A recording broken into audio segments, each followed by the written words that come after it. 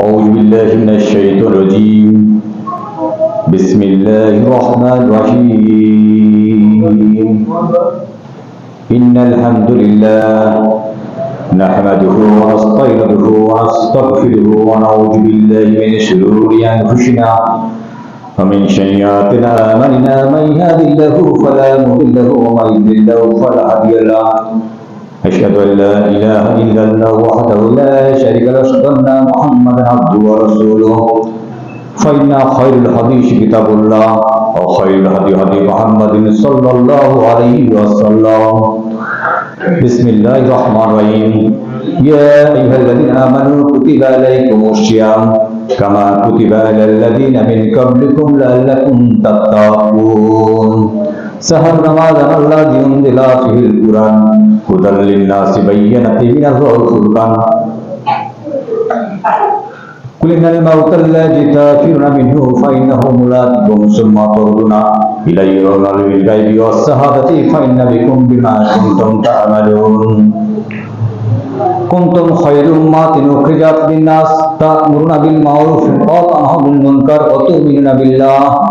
সমস্ত প্রশংসাই মহান তাবারক তাআলা, যার অশেষ মেহেরবানিতে পবিত্র মাস রমাদান মাসে সিয়াম পালনরত অবস্থায় আজকের এই প্রথম জুমায় পবিত্র ঘর আল্লাহর মসজিদে, আল্লাহর ঘরে আজকে আমরা জুমার নামাজ পড়ার জন্য সুস্থ অবস্থায় সশরীরে উপস্থিত হতে পেরেছি। সেজন্য সেই মহান আল্লাহর শুকরিয়া জ্ঞাপন করি। সকলে আলহামদুলিল্লাহ।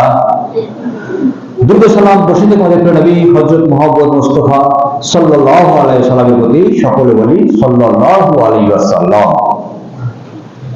সম্মানিত উপস্থিত হাজিরিন, আজকের এই পবিত্র জুমা এবং রমজান মাস, নেকি কামাইয়ের মাস, গুনাহ মাফের মাস। এই রমাদান মাসে আমরা আজকের এই পবিত্র জুমা, প্রথম জুমায় উপস্থিত হতে পেরেছি।